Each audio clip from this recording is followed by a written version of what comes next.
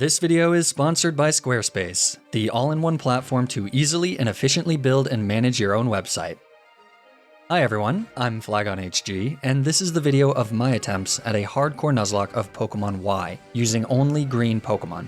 To see what I define as Hardcore Nuzlocke Rules, check out the description below. But in short, no items in battle, no overleveling past the gym leader's ace before the start of the battle, and we're playing on set mode. Did you know that in the Pokédex, every single Pokémon is categorized into one of 10 colors? There are 116 Pokémon classified as green Pokémon, which is a lot. Many of them are grass or bug-type Pokémon, but there's still a decent variety to choose from. So, with St. Patrick's Day just around the corner, I thought it would be the perfect time to try an all-green Pokémon challenge. And given my recent obsession with playing through Kalos, Pokémon X only seemed natural. The Kalos Dex is just so large that it makes a lot of these challenges really fun, even if they aren't the hardest challenges out there. On the note of difficulty though, one suggestion that people have made to make these games a little more challenging is to match my opponent's party size for Gym Leader and Elite Four fights. So if a Gym Leader has only 3 Pokémon, then I can only use 3 Pokémon myself. Maybe that'll make it harder. I don't know. Let's find out.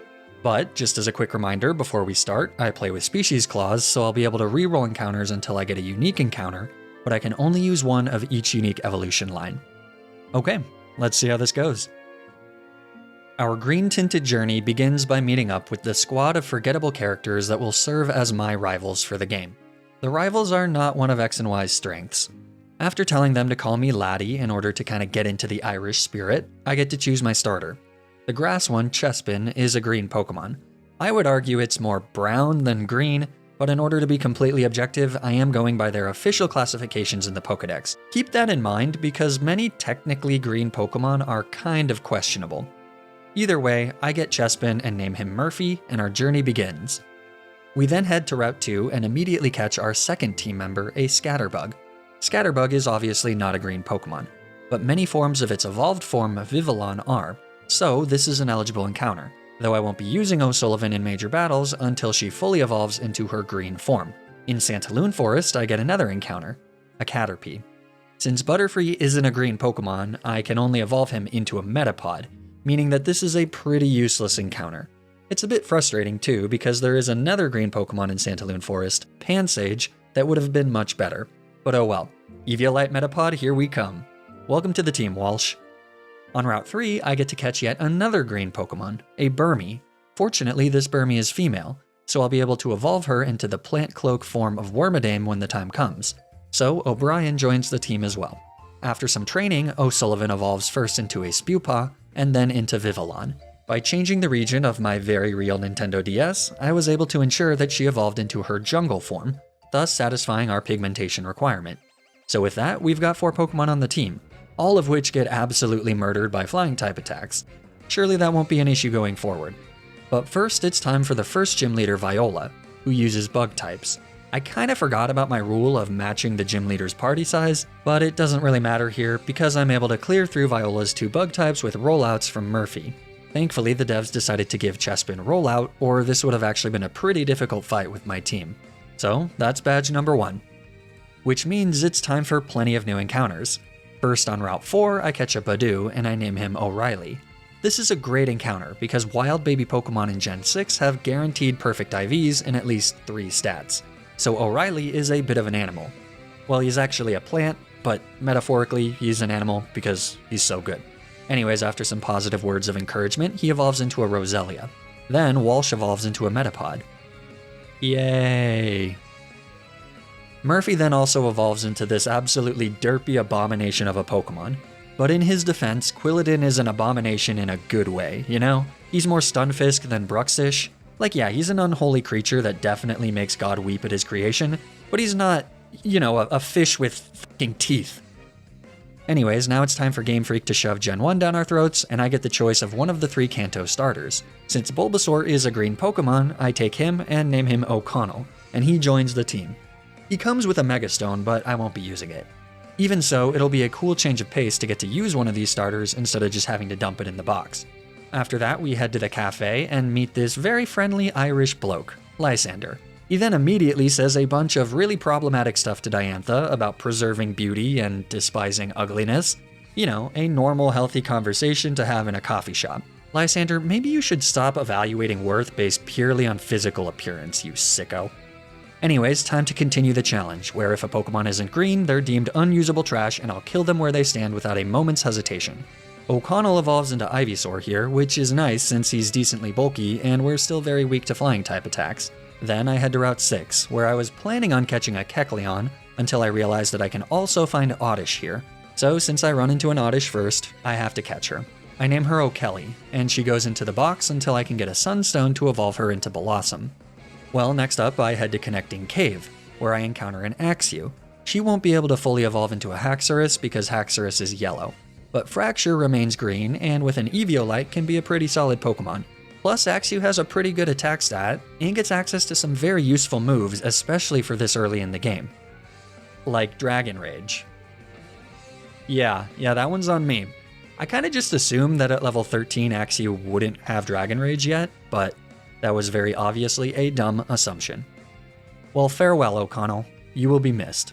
Now the silver lining here is that I was able to just barely catch the Axew without losing any more team members, but it certainly feels weird to welcome a murderer into our midst with open arms. Nevertheless, O'Leary joins the team. She has a lonely nature, which is fitting given that she probably just murders all her potential friends, but it's fine. I'm not upset. I can forgive. But I never forget. Well, on the other side of Connecting Cave, O'Brien evolves into Wormadam. Take a long look at her, because this is the last you'll ever see of her. Yeah, we don't use this thing. Unfortunately, Wormadam is completely outclassed in every way by all of our other Pokemon. After that, I head to Route 10 and I encounter a Golett, which is technically considered a green Pokemon, even though that doesn't seem quite right. But it's not really blue either. Golett seems to kinda exist at the exact intersection of blue and green. But cases like this are exactly why I'm going with the official color classification. So, welcome to the Team Gallagher. Now it's time to take on the second gym. Grant only has 2 Pokemon, so I only bring O'Reilly and Murphy. I thought for a second that this might actually be a little hard since Grant's Amara has Aurora Beam, but then O'Reilly learned Giga Drain at level 25, which is able to instantly one-shot Amara on turn 1. Tyrant comes out second, and I do kinda forget that Tyrant is part Dragon type, so Giga Drain is neutral instead of super effective, meaning that he does survive a hit. Doesn't matter though, because Tyrant misses a Rock Tomb like a sucker. So after some Hyper Potions, a few more Giga Drains take out Tyrant and win us the second gym badge. O'Reilly wasn't gonna get one shot there, and we still had Murphy in the back, so that was never really going to be too much of an issue, but the Rock Tomb miss ironically sped up the whole process. It's always nice when things are faster and easier than you expect, right? Which is why I'm such a fan of this video's sponsor, Squarespace. Squarespace is an online platform that helps you build and manage your own website, whether that's an online store for your business or a personal blog for your thoughts. Setting up a website can be a long and hard process, what with navigating confusing jargon, dealing with acquiring domain names, and having to take consistent breaks to play with your corgi puppy because she won't stop looking at you with that sweet innocent smile. Okay, that last one isn't specific to setting up a website. Fortunately, Squarespace streamlines the whole process of setting up and running a website, making it simple to quickly design polished websites using their customizable templates. Using Squarespace, I was able to easily create a website for my one non-Pokemon related personality trait, owning a corgi puppy. Squarespace also has a ton of other really useful features, like analytic information about the traffic of your website, the ability to add or play embedded videos directly on your website, and Squarespace member areas, which can be used to connect with your audience and create exclusive members-only content. So, if you're looking to start a website for your business or hobby without any hassle or complications, then you should absolutely check out squarespace.com for a free trial. And after no time at all, when you're ready to launch your website, you can use my custom link to save 10% off your first purchase of a website or domain. The links are in the description below. Thanks so much to Squarespace for sponsoring this video. Now, let's get back to the challenge. On our way to the next gym, I head to Glittering Cave to get another encounter. There's only one green Pokemon in Glittering Cave. I just need to find it. Oh sure, yeah, now I find a Carbink. Well, after a few more encounters, I catch a Solosis. I name her Doyle. Then she evolves into Duosian, who with an Eviolite is moderately bulky and can heal back with Recover and Pain Split. She's a great Pokemon. Next up is the third gym leader, Karina. She has 3 Pokemon, so I do bring 3 Pokemon, but I really only need 1. Gallagher, the questionably green, is completely immune to 2 of Karina's Pokemon. Her Macho can hit Gallagher, but only with Rock Tomb, which he resists, so Karina can barely put up a fight. it's very easy to just kill the Mienfoo and the Machoke with some magnitudes, and the Hawlucha with a few shadow punches. So, for the third gym in a row, we've soloed the battle with a single Pokemon. I promise though that things will start to get a little more challenging very soon. But first, with the Shiny Stone that I pick up on Route 12, O'Reilly evolves into Roserade, a truly phenomenal Pokemon. And that's right in time for Ramos, who like all the other gym leaders from here on out, only has 3 Pokemon. He leads with Jumpluff, and I lead with the newly evolved O'Reilly. She fires off a Venoshock into the little Dandelion Fluff for the one-shot. Go-Goat comes out second. So O'Reilly uses another Venoshock, but it doesn't one-shot Go-Goat, so he gets off a Bulldoze. I'm almost positive that Ramos heals here, but on the off chance that he doesn't, I don't want to stay in since Bulldoze lowered my speed. So I bring in Doyle as Ramos does indeed heal. Go-Goat hits a hard takedown, but then Doyle uses a charm to lower his attack.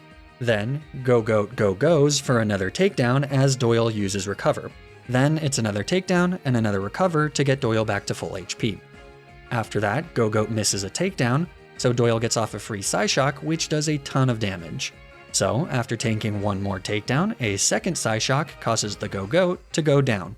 Last is Weepinbell, who hits a Soft Acid and then gets one-shot by a super effective Psyshock, winning us the 4th gym badge. Sadly, the solo sweeps are over though. With that, we can now head to Route 13 and get my favorite green Pokemon, a Trapinch.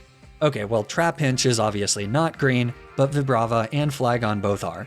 So I named the Trapinch St. Patrick, and with a few levels, she evolves into Vibrava, replacing that murderous fiend O'Leary. Don't worry though, she'll be back. This now gets me to a fairly unexpected obstacle. This random Team Flare Grunt has a level 33 Golbat, which knows Acrobatics, a 110 base power flying move. Since I have 0 flying type resistances, and 3 flying type weaknesses, one of them being my only kinda defensively bulky Pokemon, this is a horrifying Pokemon to face, especially if the Golbat crits. I lead with St. Patrick to instantly bulldoze the Team Flare Grunt's physical Houndoom, and then his Golbat comes out second. Unfortunately, it outspeeds and hits a Confuse Ray, so I'm not able to get off a Rock Slide as St. Patrick hits herself in confusion. So I have to switch to Doyle. Now fortunately, we learn why this Team Flare Grunt is just a grunt, because he goes for Swift with Golbat on the switch.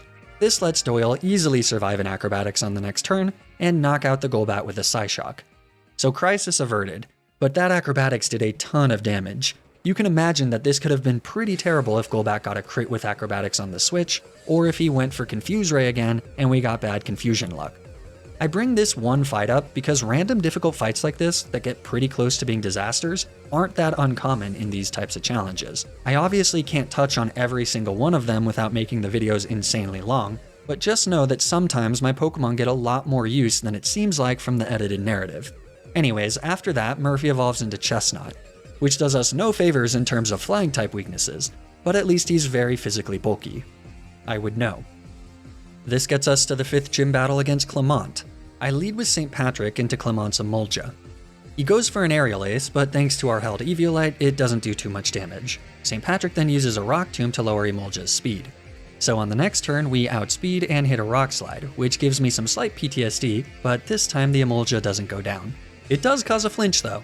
So after Clement heals with a Hyper Potion, 2 more Rock Slides finish off Emolga. I do miss one of them, so Emolga gets off another Aerial Ace, but that's fine. Clement brings out Magneton next. Since they have Sturdy, I can't one-shot with Bulldoze, so I have to switch out to Murphy, who gets hit with a Mirror Shot. It does solid damage, and of course gets the accuracy drop. Fortunately, with Leftovers recovery, we can take a few more Mirror Shots. I decide to not use Spiky Shield here for additional recovery, because Magneton might just set up Electric Terrain. So I click Bulldoze, and I immediately miss. Then Magneton hits another hard Mirror Shot. Even with Leftovers recovery, I'm at risk to a crit here. So this turn, I decide to go for the Spiky Shield, and then Clement reads me like a damn book and sets up Electric Terrain. That sucks. Okay, well now I just gotta risk a crit here. I go for a Bulldoze, which thankfully connects, and then Magneton hits a nasty Thunderbolt. But at least it doesn't crit or paralyze, so Murphy survives. Then Clement heals with a Hyper Potion, and we miss a second Bulldoze. So, this is pretty bad. At this point, I'm debating whether to let Murphy go down so that I can hopefully get some damage off on Magneton, and then have St. Patrick come in and finish it off with another Bulldoze. It really seems like the only play that I have. but it'd obviously be really bad if we miss Bulldoze and Murphy goes down for nothing. But then I see a play.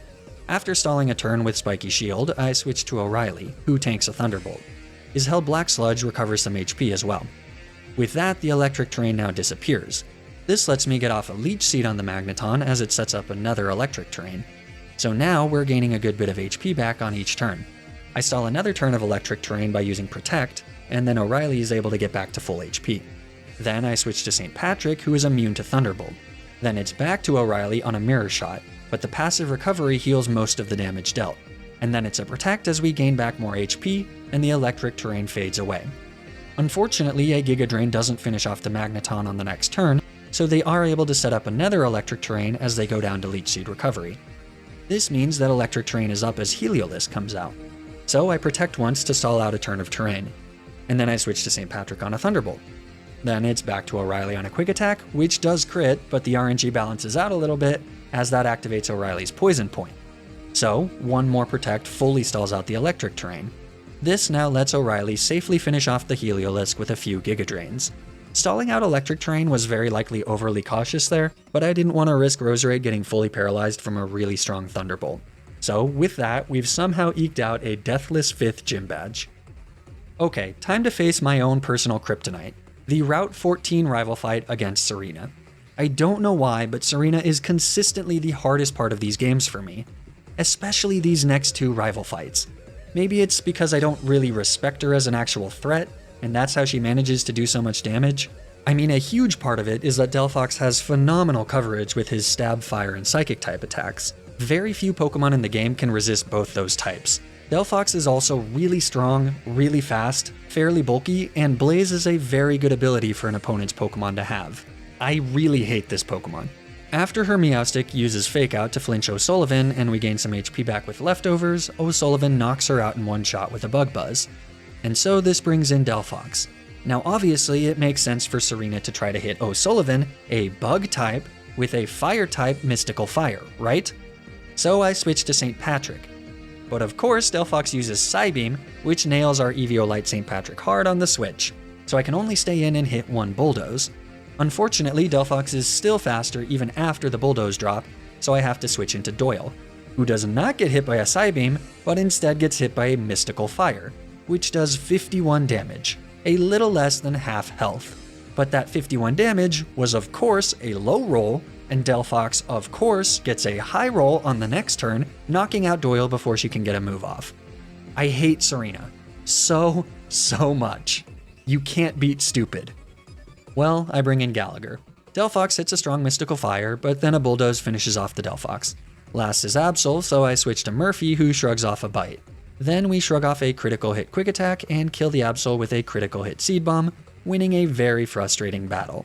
Doyle is one of the few Pokemon we have that's not weak to Fire, Psychic, and/or Flying types, so that's a really rough loss. At the very least, we do get a few more encounters here. I start by leveling up O'Kelly the Oddish until she evolves into Gloom, and then with a Sunstone, I evolve her into a Blossom. Blossom does have really good special defense, but obviously Blossom's not great for future fights against Delphox. I also catch a Carnivine from Route 14. I name her O'Neil, and she goes in the box. I don't think we actually ever end up using either of these two Pokemon in any major battles, so they'll just have to be content with being bench warmers for this video. The last encounter for now, though, is a Basculin that I fish up from the pond in Lavier City. He would have been really useful a few minutes ago, but better late than never, I guess. I name him O'Rourke, and with adaptability, he'll actually be a pretty great addition to our team. That now gets us to the fight against the 6th gym leader, Valerie.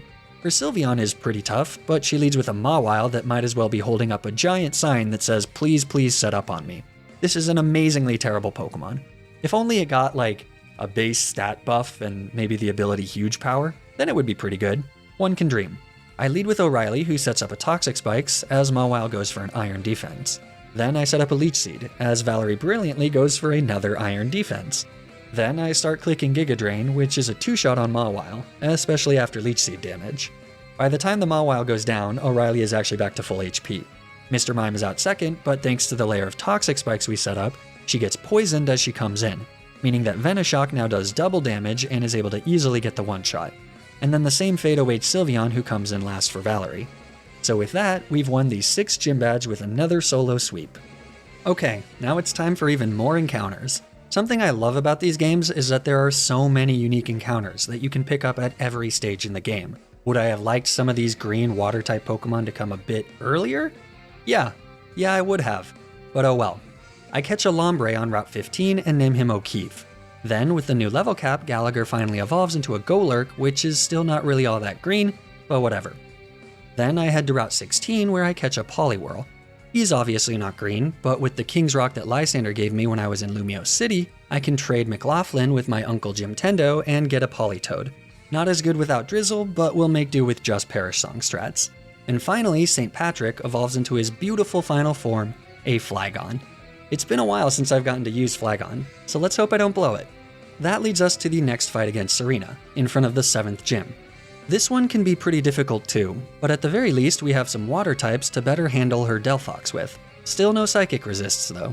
I again lead with O'Sullivan, and after being flinched by a fake out, we kill the Meowstic with a Bug Buzz. This baits out Delphox. Surely Delphox will now go for Flamethrower instead of a Psychic, yeah? Well, no. McLaughlin gets hit hard by a Psychic on the switch, so we just gotta risk a crit here. Or I guess Serena will just freaking go for a Flamethrower. I don't know. I hate this woman. A Surf from McLaughlin doesn't kill the Delphox, because why would it? So now Delphox is sitting in Blaze range.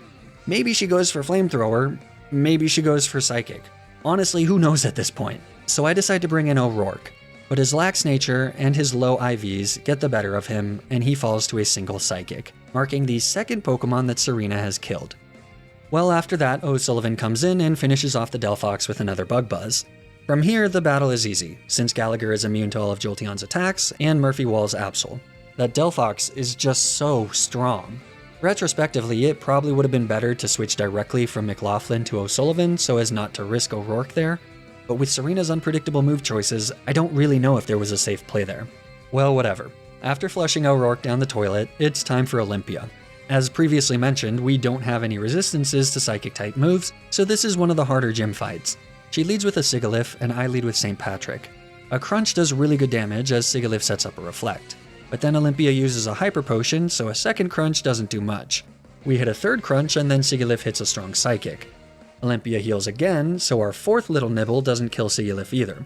It does get a defense drop though, but that's still not enough for a fifth Crunch to kill Sigilyph, so she fires off another Psychic as the Reflect wears off. And so, with a sixth Crunch, Sigilyph goes down. That was pretty annoying. Second is Slowking, so I switch to Gallagher on a Psychic. Then they go for a Shadow Punch, which leaves Slowking in the red as she retaliates with a Yawn. So another Shadow Punch knocks out Slowking as our greenish friend falls asleep. Meowstic is last, so I switch to McLaughlin on a Shadow Ball, which does very little damage, but naturally does get the special defense drop.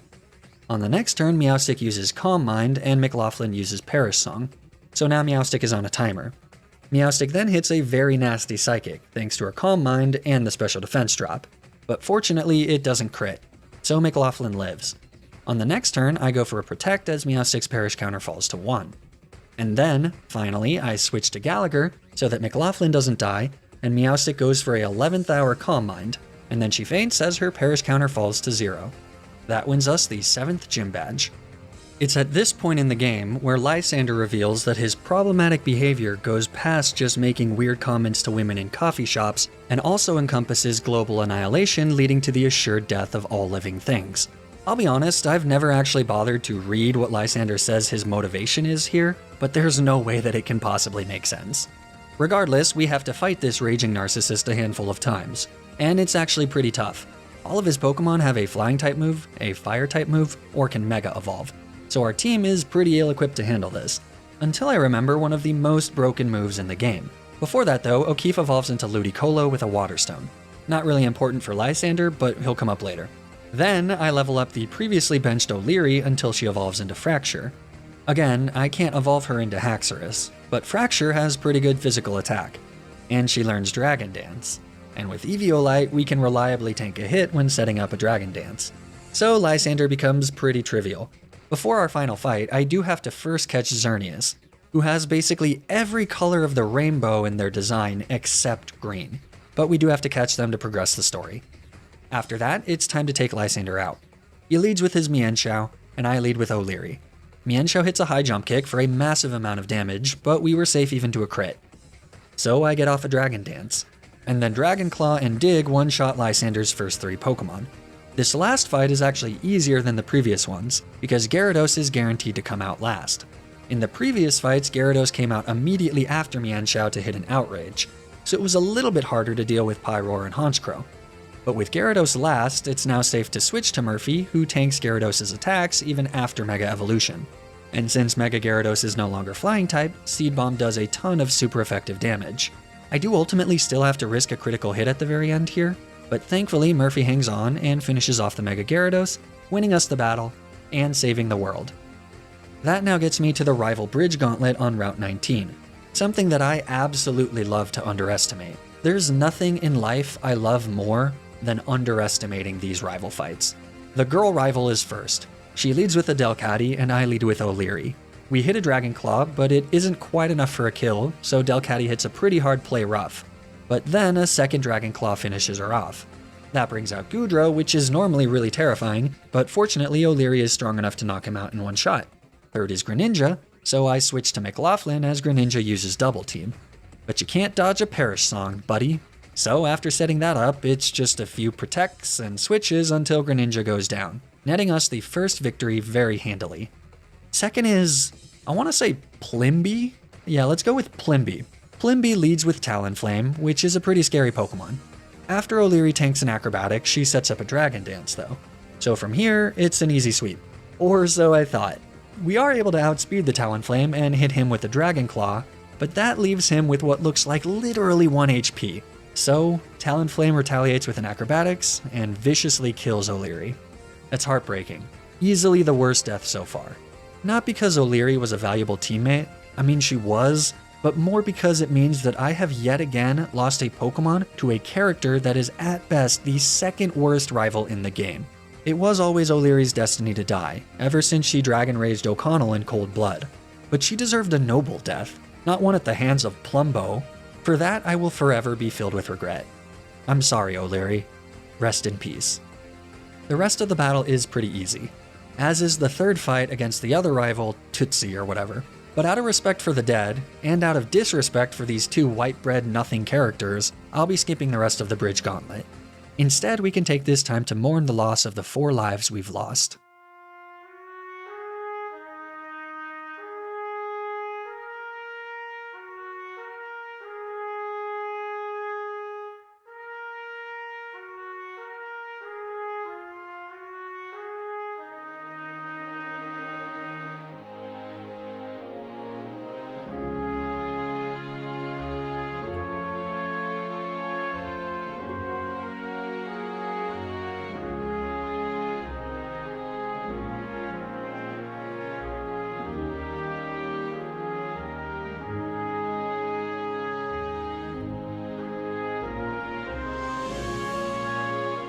It's an insane world.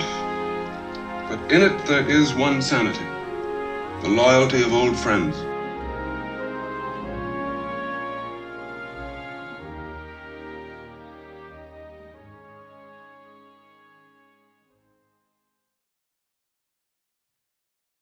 Well, with that, it's time to fight the final gym leader Wulfric and his ice types.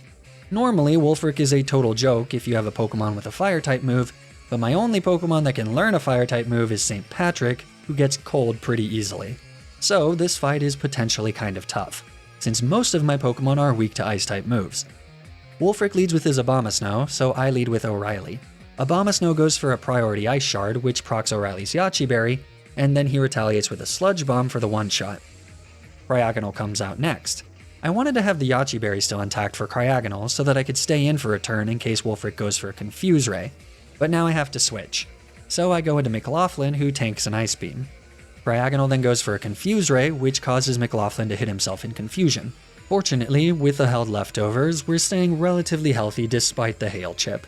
On the next turn, Cryogonal uses Ice Beam, and then McLaughlin breaks through confusion to set up a Rain Dance so that we aren't taking any more Hail Chip.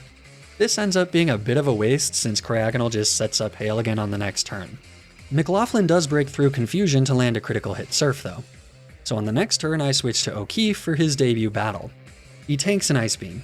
Then he goes for a Fake Out, which flinches Cryogonal as he takes some more Hail Chip. Then Cryogonal just hits a Confuse Ray, but O'Keefe breaks through and finishes off the Cryogonal with a Surf. So last is Avalugg. I switch to McLaughlin on an Avalanche, and then the hail stops. Then it's a Surf as Avalugg goes for a Hard Crunch, which would have just barely missed out on the kill if it crit. So with one more Surf, we rather ironically drown the Iceberg, winning us the 8th and final gym badge. Before heading to the Elite Four, there's one final encounter we can get, and it's a good one. From Route 21, I get a Scyther.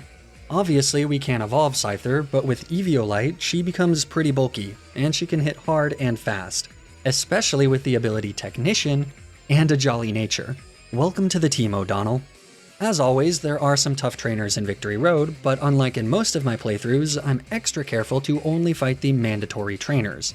So I get to the final fight with Serena without any issues. This last fight with her is never quite as hard as the previous two, for whatever reason. She leads with Meowstic, who as always starts with a Fake Out for a truly devastating amount of damage. I really have no idea how I'll recover from that one. Actually I do, it's with an X Scissors for the one-shot. That then brings out Serena's dumb furry fox for the last time. So I use U-turn for some damage and bring in McLaughlin. And Serena finally uses the logical move and hits McLaughlin with a soft flamethrower.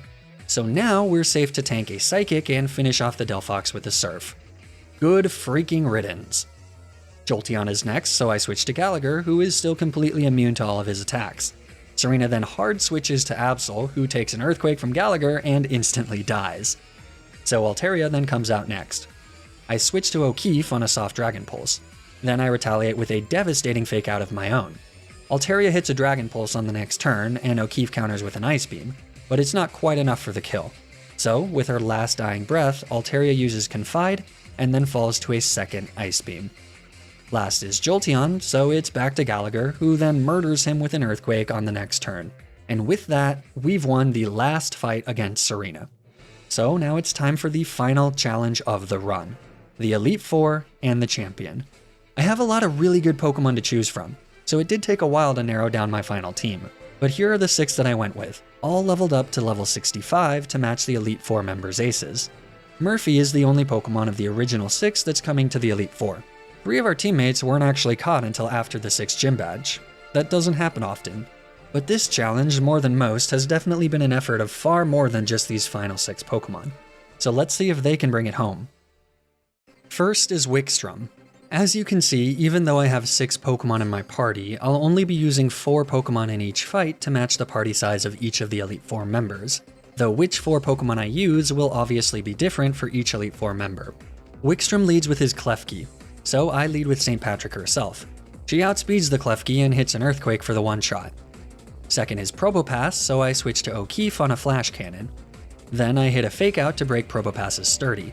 Turns out though that a Surf still doesn't get the one-shot on the next turn, so O'Keefe does get hit by a Power Gem. And then we just have to sit here and wait for Wikstrom to run out of Hyper Potions before a final Surf knocks out Probopass a few turns later.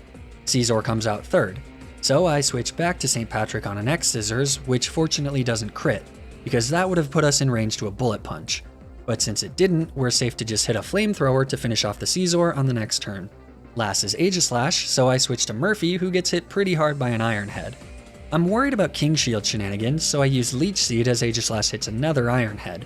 This gains Murphy back some HP, along with his leftovers. I go for a Spiky Shield for some more damage on Aegislash, and some more recovery.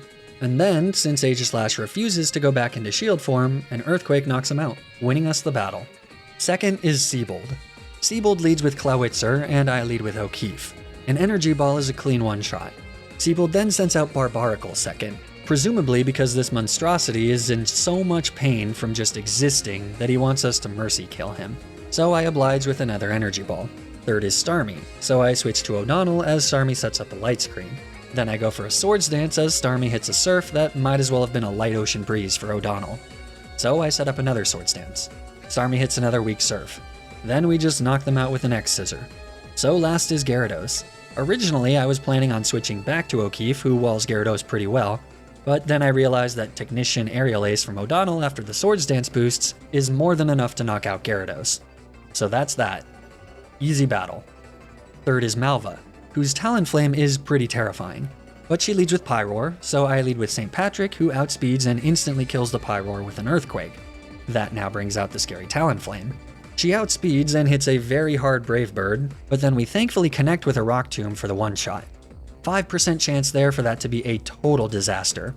Well, with that, Malva's done for. Stab Earthquakes from St. Patrick now kill her Torkoal and her Chandelure, winning us the 3rd Elite Four battle. What a great Pokemon Flagon is. Okay, so last is Drasna. She leads Dragalge and I lead with St. Patrick, who does what she does best and knocks out the Dragalge in one shot with a Stab Earthquake. Altaria comes in second, so a Dragon Claw from St. Patrick finishes her off in one shot as well. Then it's Noivern. Even with an Expert Belt, Dragon Claw doesn't guarantee kill this one, so I do have to switch to McLaughlin. Noivern goes for a Super Fang for whatever reason, so that does take half our health. Fortunately, McLaughlin has leftovers and knows Protect, so it's fine. After protecting for a turn, we tank a Dragon Pulse and then knock out the Noivern in one shot with an Ice Beam. Last is Druddigon. So I switch to Gallagher, but then Druddigon hits a Dragon Tail which brings in Murphy. As you can tell from the sprites at the bottom, I wasn't planning on using Murphy, but that's fine, it's still only been 4 Pokemon. I go for a Spiky Shield for some chip on Druddigon, and then I hit an Earthquake for a good chunk of damage. Druddigon retaliates with another Dragon Tail, which brings Gallagher back in. So, on the next turn, Gallagher hits an Earthquake, which knocks out Druddigon, and wins us the last Elite Four fight. That gets us to the final fight against Champion Diantha. Now in my first challenge run of Pokémon X, I accidentally forgot to record the footage of the final fight.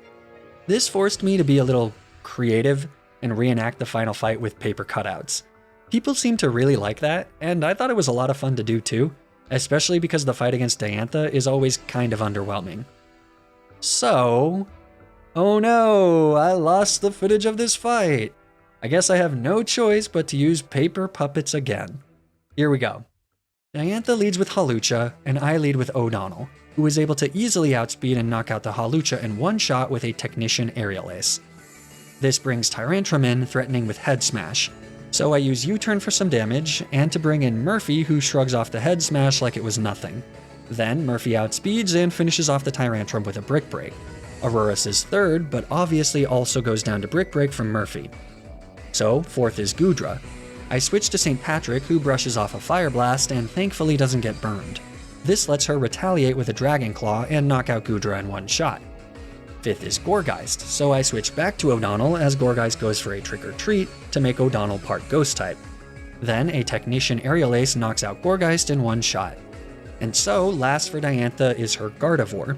She Mega Evolves, but it doesn't matter.